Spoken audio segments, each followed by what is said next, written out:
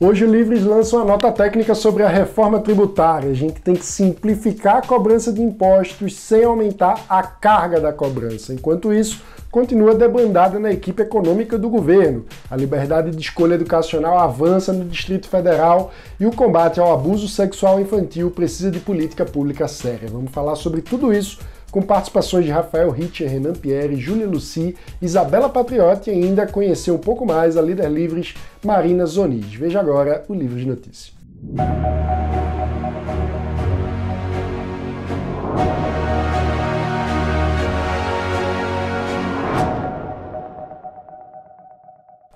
A reforma tributária é o debate mais importante do momento no país. Hoje o Livres vai lançar uma nota técnica com posições oficiais do movimento sobre alguns dos principais pontos que estão em debate. O documento defende a simplificação do sistema tributário como uma forma de combater privilégios incrustados no Estado brasileiro. Ele foi produzido com coordenação da nossa Diretoria de Políticas Públicas, liderada por Isabela Patriota, e contou com a participação ativa de associados, membros da nossa setorial de economia, entre eles o economista Rafael Richer.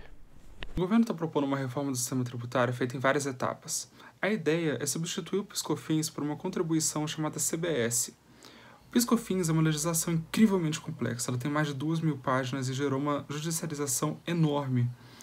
Por isso, o governo está propondo uma contribuição do tipo IVA, para que não se pague mais impostos sobre impostos e que você tenha um tratamento mais homogêneo entre os setores, ou seja, todos os setores pagam uma alíquota igual. Essa que é a ideia.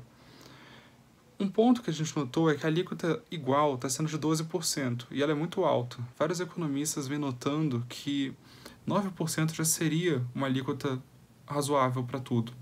Além disso, essa medida ela pode entrar em conflito com as PECs que estão no Congresso, principalmente porque as PECs do Congresso, elas tratam ainda de forma ainda mais homogênea os produtos e ela também unifica impostos de todos os níveis. Então a gente acha que o governo deveria focar os esforços dele em colocar os pontos que ele acha relevante nessas propostas e andar para frente uma reforma mais ampla, que vai causar muito mais efeitos na economia. Além disso, o governo resgatou a ideia de uma nova CPMF, que ele vai estar chamando de Imposto sobre Transações Financeiras. Esses impostos, eles são muito distorsivos. O Brasil já fez alguns testes com um imposto desse tipo e não valeu a pena. Na verdade, as pessoas ficaram desbancarizadas, elas fugiram do sistema bancário, isso vai afetar a agenda digital do governo. Ele está pretendendo taxar empresas de tecnologia e, na verdade, algumas pessoas como Rodrigo Orair vêm notando que essa taxação sobre empresas de tecnologia vai prejudicar as empresas nacionais ao invés de internacionais. Então isso vai totalmente em contramão do que o governo gostaria. Além disso, existe um grande potencial de se aumentar as taxas de juros no país. Então a gente acha que o governo deveria abandonar totalmente essa ideia e partir para uma reforma mais ampla e mais razoável do sistema. Você quer receber essa nota técnica em primeira mão? Então instale o aplicativo do Livres no seu celular agora mesmo. O link para download está disponível aqui na descrição do vídeo. Uma preocupação importante também é que a reforma tributária não pode significar um aumento da carga de impostos, porque no Brasil ela já está bem acima da média dos países em desenvolvimento com perfil semelhante ao nosso. Infelizmente, o economista Renan Pierre não é otimista sobre esse ponto. Acho que o caminho mais fácil para o governo e mais doloroso para a sociedade é aumentar a tributação, que é o caminho que o ministro Paulo Guedes sinaliza. Então, vira e mexe, volta esse assunto de um novo imposto sobre movimentações financeiras, que ele diz que é maldade chamar de nova CPMF, mas o princípio é bastante parecido. Esse assunto ele volta desde o ano passado, ele culminou na demissão do Marco Sinter da Receita Federal e, enfim, e pelas projeções de arrecadação do ministro, que anunciou 120 bilhões, a gente deve ter um imposto sobre a economia como um todo e não só sobre os serviços digitais, como ele havia mencionado.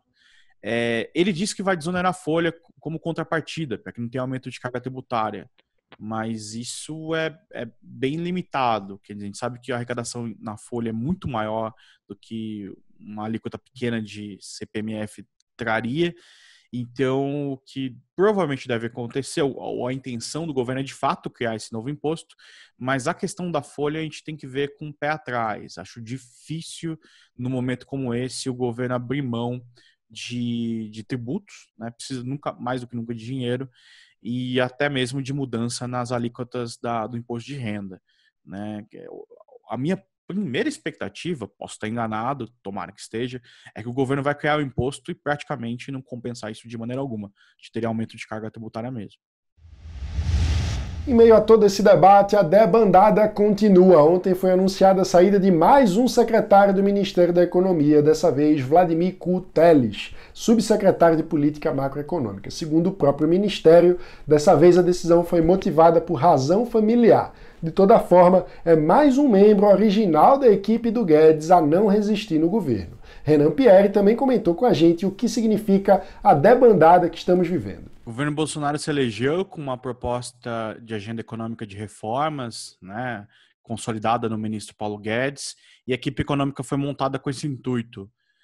Passado-se 1 ano e meio de mandato, a gente observa que a reforma da Previdência passou, muito por protagonismo do Congresso, algumas micro-reformas pontuais, mas o principal problema, que é atacar os gastos públicos e a ineficiência dos gastos, isso não andou. A gente observa isso pelo não envio da reforma administrativa, a gente observa isso pelo não andamento da agenda de privatizações.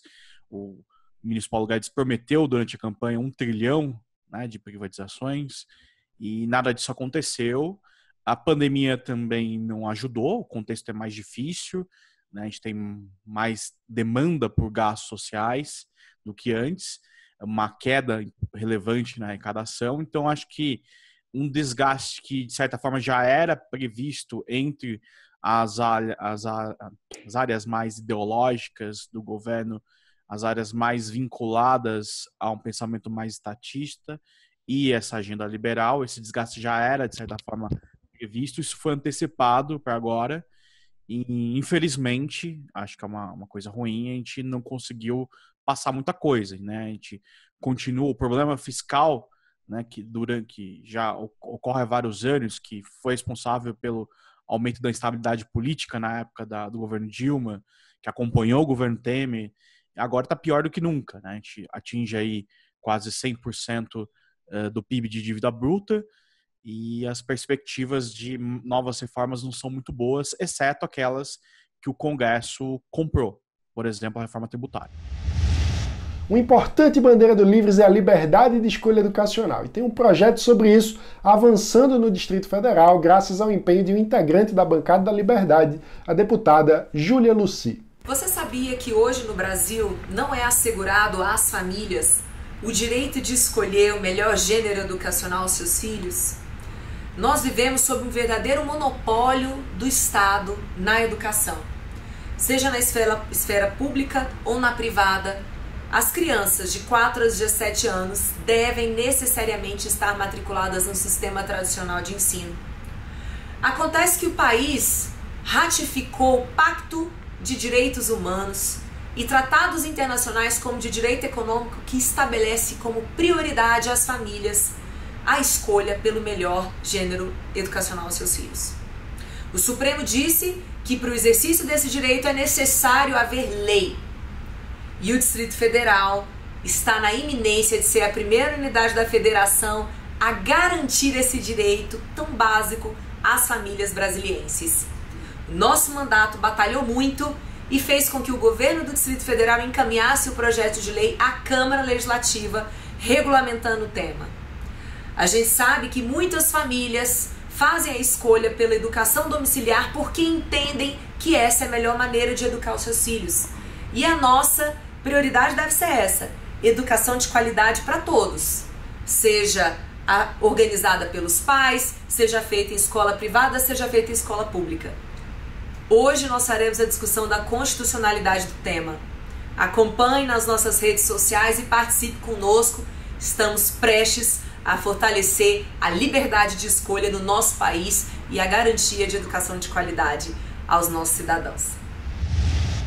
Ontem a gente tratou aqui no canal do caso da menina de apenas 10 anos que foi estuprada pelo próprio tio e precisou interromper a gravidez. Partindo desse caso, a nossa diretora de políticas públicas, Isabela Patriota, escreveu um artigo sobre o desafio do enfrentamento ao abuso sexual infantil. O tema da garotinha reiteradamente violada pelo próprio tio reacendeu uma chaga aberta na sociedade brasileira.